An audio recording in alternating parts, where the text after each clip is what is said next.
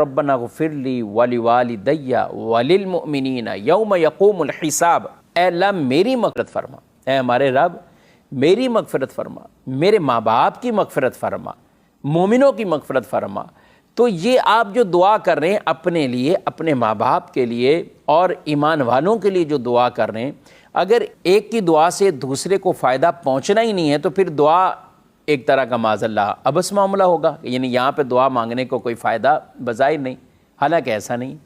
دعا دوسروں کے لیے مغفرت کی جانا یہ خود قرآن مجید فرقان حمید سے باقاعدہ ثابت ہے۔ ہم یہ دعا بھی مانگتے ہیں جو التحیات میں، یہ بھی قرآن پاک میں سورہ ابراہیم کے اندر یہ حضرت ابراہیم علیہ السلام نے جو دعائیں مانگی تھی ان دعاؤں میں سے یہ دعا ہے۔ اسی طرح قرآن پاک میں ایک اور مقام پر اللہ پاک نے ارشاد فرمایا والذین جاءوا من بعدهم یقولون ربنا اغفر لنا ولاخواننا الذین سبقونا بالایمان،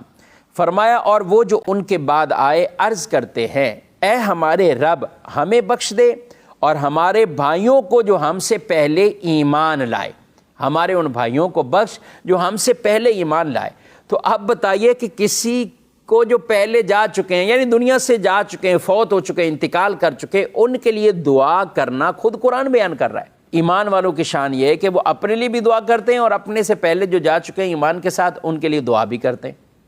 تو اب اگر بعد میں آنے والوں کی دعا سے پہلے والوں کو کوئی فائدہ پہنچنا ہی نہیں ہے تو پھر اس دعا کا فائدہ؟ تو اس کا مطلب یہ ہوا کہ ایک کی دعا سے دوسرے کو فائدہ پہنچے گا۔ تو جب دعا سے فائدہ پہنچ رہا ہے تو دعا بھی ایک عمل ہے، اسی طرح کوئی بھی نیک عمل ہے کہ اس کے ذریعے سے دوسرے کو اخروی طور پر فائدہ پہنچے گا، تو اسی کو ایصال ثواب کہتے ہیں